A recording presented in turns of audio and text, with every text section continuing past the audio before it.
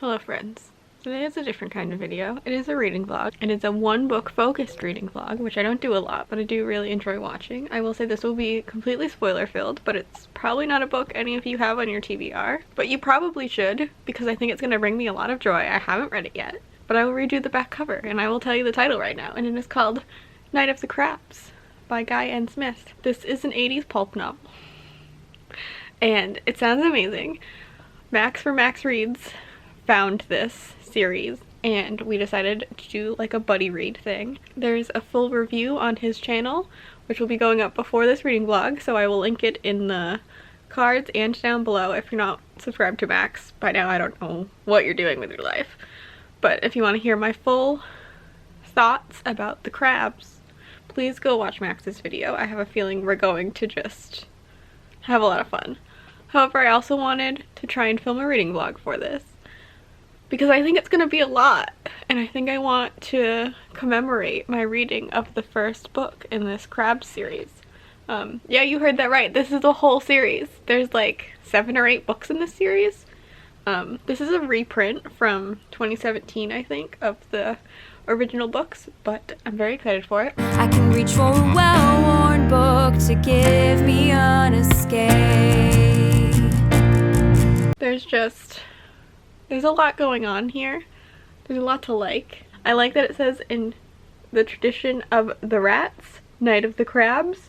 Then you have this beautiful monstrosity. Ignore my nails, please. I haven't cleaned them up yet. I peeled my nail polish off, but haven't actually done anything with it. So, yes, this. I'm gonna read this now. I will pop back with updates and probably quotes, and we'll see how it goes. So, but first, I'm gonna read you the synopsis for this book, which is I'm just gonna read you the back of the book because it's so good. I can't improve it any, so I'm just gonna read it to you. The Welsh coast basks in summer tranquility, and then the drownings begin. But not until the monstrous crustaceans crawl ashore, their pincers poised for destruction, does the world understand the threat it faces. A seafood cocktail for the strongest stomachs. I'm so excited about this. Just thank you, Max, for enlightening my life. This is only one of the books that I have bought because of Max so far. There is another one, which I will hopefully also be filming a reading vlog for. I'm really excited for it. Let us start our journey into Night of the Crabs. Okay, I'm only like 10 pages in, but I've already written like a half page of notes. So much is happening. I don't even know like how into it I'm gonna get in this video because Max and I are gonna do our review, but like this is a lot so far. Like I mean, first of all, killer crab horror, like giant killer crabs, is a lot on its own, but also it's from the 80s, so it also has all of that going on. I don't read a lot of books from the 80s or 90s or even like early 2000s anymore. It's like been a while. I think the last thing I read from the early 2000s was like Anita Blake, probably, and that was still wild because it has like she has like a pager and you're just like, oh my god, I remember that time and I never want to go back. I'm so glad we're past pagers, guys. Anyway, there's like, it's just so funny because it's like they're engaged and it's like, I guess his uncle was like, have a good dirty week, which I've never heard before, but just made my day. And then also he keeps referring to his fiance in his head because it's like from his point of view.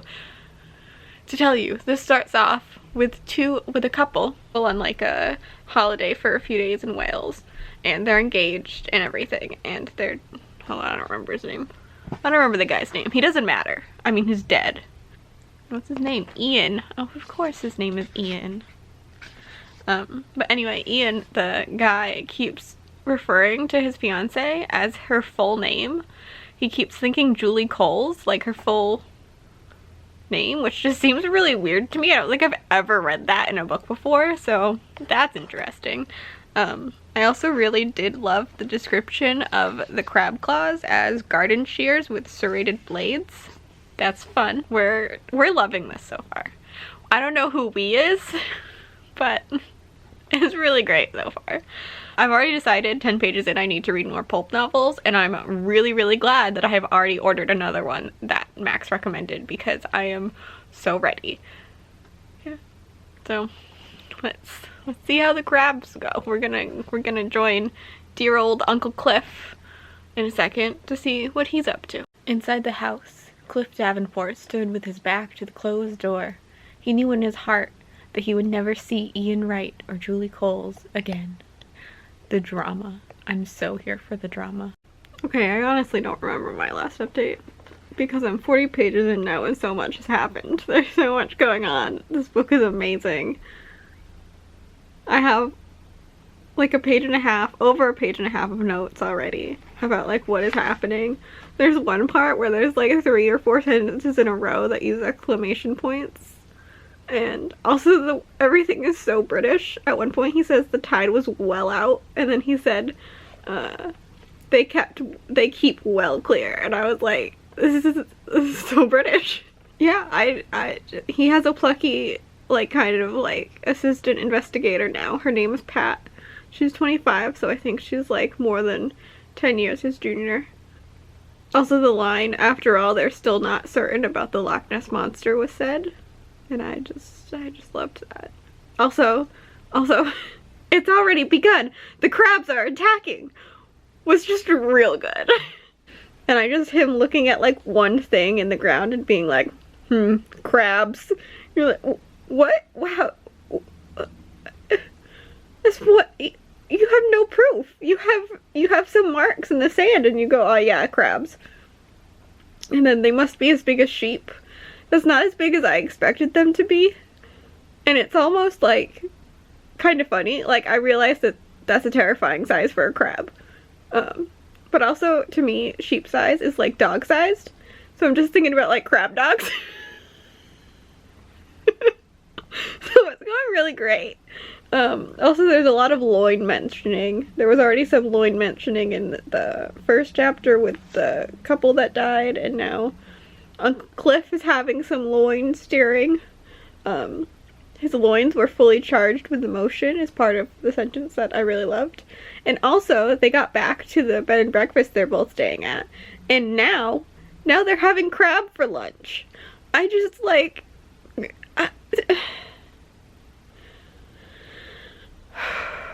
Okay, I have to read more. This book's gonna take me all night to read. It's 7:30. I think it's been an hour already since I've started reading this book and I'm only 40 pages in. I keep updating you guys and taking notes and messaging Max. Like, there's so much happening.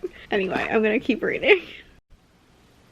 Okay, I'm over halfway now and I realized I hadn't updated you in too long. Like 20 pages, more than that? I don't know. Yeah, there's a lot happening. There's like so much crab nonsense, and I'm taking notes, and I'm messaging Max, and Max just sent me a Photoshop picture he did, and I just a lot. So many of the quotes are so fucking good. So many of them. One of them is, they were emerging from the edge of the tide like a host of behemoths rising up from the mighty deep. The giant crabs had arrived. And then, the crack of splintering bones was audible above the clattering of the excited crabs. There's also a whole thing about these guards. There's like an army base on this island. And like the guards are like trying to get away from the crabs, so they're like scrambling up the like fence. And then the last line of the paragraph is, legless, they fell back. And I just cackled. I couldn't help it. And then that's like, so they kill like 5 people and then they just leave because like whatever, guns don't do anything to these crabs, which is also terrifying and pretty fucking great. Yeah, so like there's machine guns and stuff happening and the crabs are just like, whatever, we're crabs.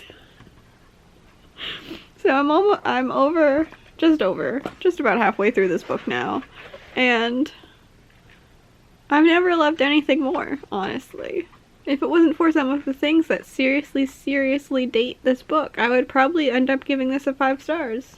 I think I'm gonna give it a 4 stars at the moment. We'll see how the ending goes. I have to say, the sex scenes are more horrific than the death scenes. I would much rather read more crab attacks than I would read more sex scenes. Please God, let there be no more sex scenes. They're so bad. They're not good. They're legitimately terrible. Anyway, I'm 74 pages in now. It's time to continue with the crabs. Hello. It is several days later. I finished this book all in one night in like a 3-hour span. However, I got so into the end of this book for some reason that I was taking notes still. So you should definitely go watch Max and I's vlog, which I will link, because it was so much fun to film, and also it's really funny. Like, not to brag about how funny Max and I are, although honestly it's not even us, it's just this book. It's just fucking hilarious. Yeah, so go and watch that. However, I will give you my final thoughts here. Sorry about stopping vlogging in the middle of a dedicated book reading vlog, but you know, sometimes you just gotta get into the story, and it was a lot of fun. I'm sure I've already said this in this vlog and everything, but I really liked this book.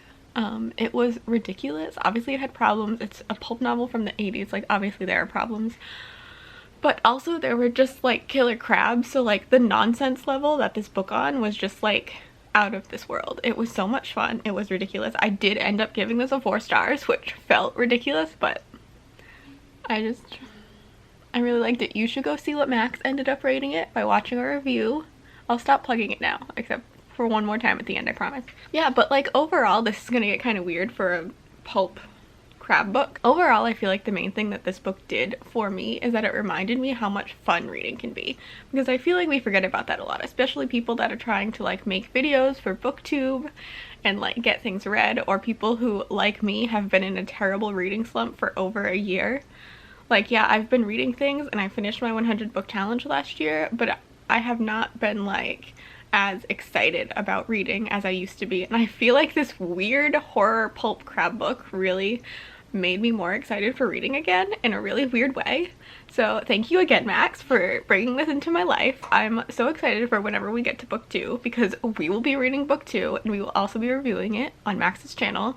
Once again, links below. So I would say that giant crab pulp horror is, you know, it's good for the soul in the end. It's just good for the soul. I mentioned earlier that I bought another pulp book, and I did, and I finally got it in the mail. I'm not going to show you what it is now, but I will say I posted it in our crab Discord. If you're part of that, you already know.